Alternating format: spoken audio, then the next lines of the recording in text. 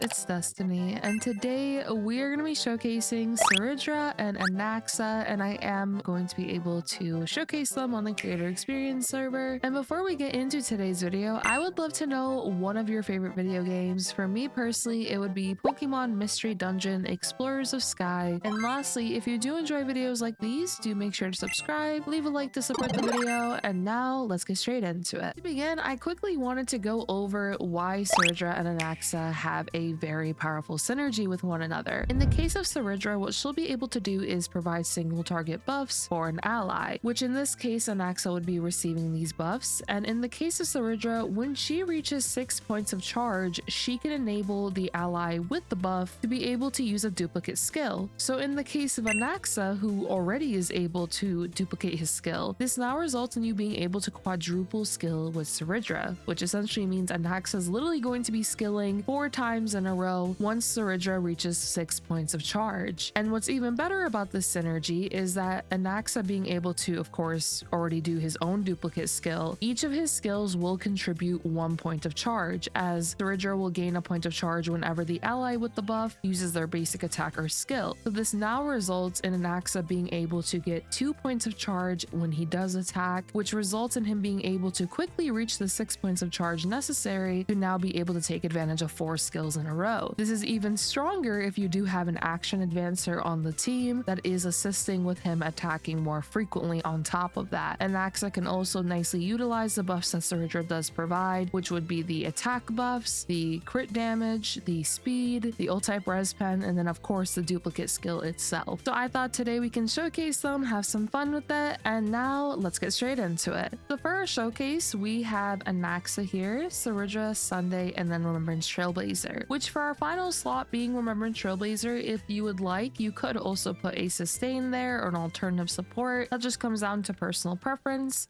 But I just want to show off Anaxa here and just what he's able to do with Cerydra, which is pretty fun, honestly, just because of how many skills he'll be able to do. So starting off the Remembrance Trailblazer, we are, of course, going to skill. With Cerydra, we are also going to skill with her as well, which will be able to grant another charge for Cerydra herself. So now she is at 2 out of 6. Now with Anaxa, we can just basic attack, which will get us our ultimate. We can advance forward, and now with Anaxa, we can just use his ultimate like so. And boom, now we can use his skill. And bam, and now we're already at 6 out of 6 with Cerydra. So now what we could do is advance forward Anaxa here. We can also use Sunday's ultimate on Anaxa. And we're actually just going to be saving Cerydra's ultimate for the next wave of enemies, since we actually should be able to knock out all of these enemies immediately here, just with how much buffing we have right now. So if we were to take a look, we have a bunch of buffs here for Anaxa, which is awesome.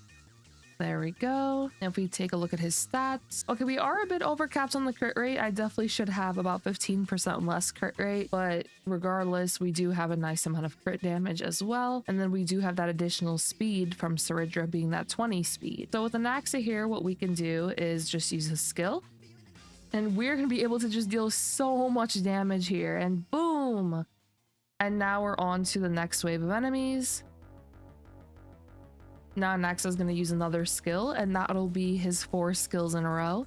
Now with Anaxa, we can also use his ultimate, just deal some more damage. With Cerydra here, we are going to use her ultimate. And boom! Now we can just basic attack. With the Remembrance Trailblazer, we can also basic attack with them as well. And whenever Cerydra uses her ultimate, she also will be able to grant herself 2 points of charge. So we are currently at 4 out of 6. So now what we could do is just use our skill. And boom, and now we're at 6 out of 6 stacks, which is awesome. And now we'll have all of these wonderful buffs here. As you can see, we have the attack buff, which is over 1,000 attack. We have the crit damage for our skill damage dealt being increased by 72%. And then we also have the ult-type res as well. So now when we use Anaxa's skill, we're going to be able to deal a bunch of damage here. So let's just get straight into it. Okay, so that's our first skill, our second skill, our third skill. That robot to the right now is a goner. And now our 4th skill, and boom, there we go. Oh shoot, I realized I don't think we have the true damage buff anymore. Okay, that's a little bit unfortunate. We definitely would have been able to deal more damage with it, but it is fine. We can just use Anaxa's ultimate right here. Now with Mem, they are going to come in punching. I am just going to use the ultimate right here. We can basic attack. And now I could just push forward Anaxa, just give him the buff once again. We can use his skill. And boom. Basic attack here is Cerydra, and now we can advance forward Anaxa. So in the case of Remembrance Trailblazer, honestly, I did just make a mistake where I used the ultimate a little bit too early. Ideally, what I could have done is I let Anaxa go and then use Remembrance Trailblazer's ultimate so he'd be able to attack immediately again. And then that would result in now Sunday also being able to advance forward Anaxa afterward from that as well. This would also allow us to take advantage of the quadruple skill again too. But it's fine, we should be able to finish off this fight right here just with these two skills. Boom. And then what? Bam.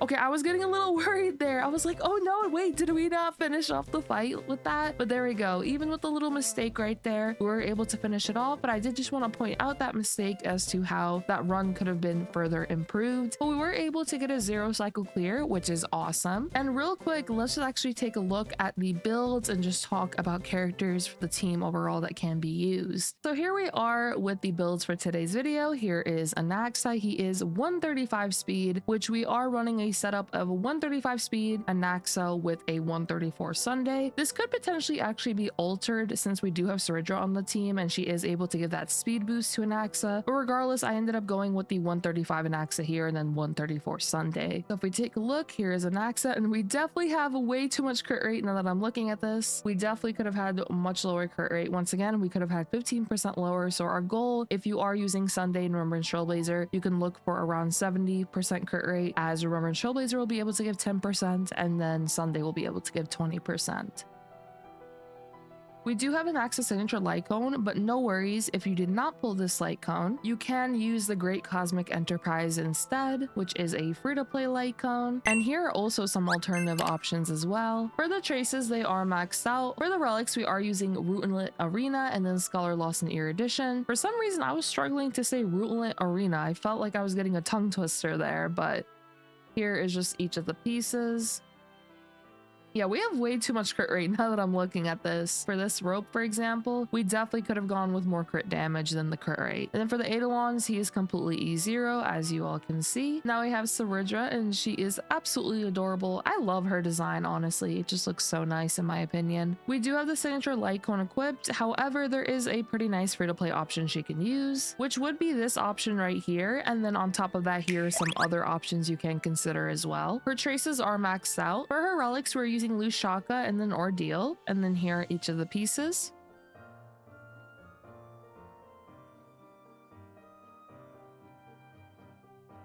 For her Eidolon, she is completely E0. I've not activated any of these, as you all can see. Now we have Sunday. He is 134 speed, nice amount of crit damage. He does have his signature, but here are some alternatives you can consider. Trace is maxed out. For his relics, we're using Loose Shaka and Ordeal.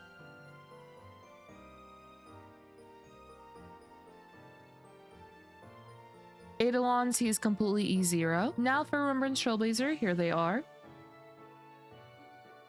Memory's Curtain Never Falls, Trace is maxed out, Ushaka and Eagle.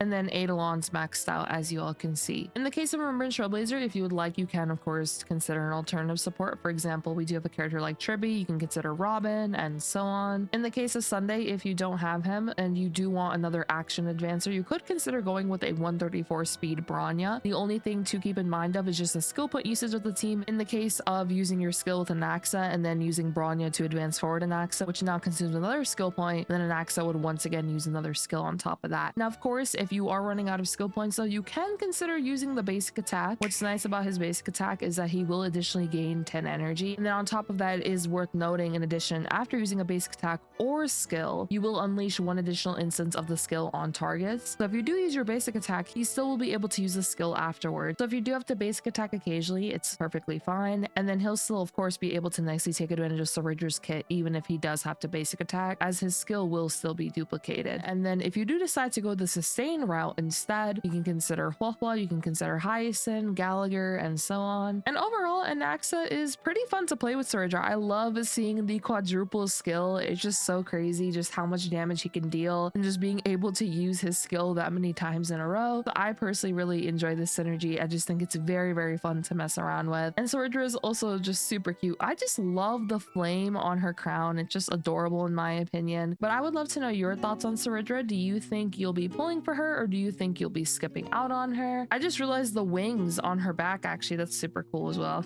But I'd love to know all of your thoughts on Cerydra. And lastly, if you did enjoy this video, do make sure to subscribe, leave a like to support the video, and I hope to see you all next time. Peace.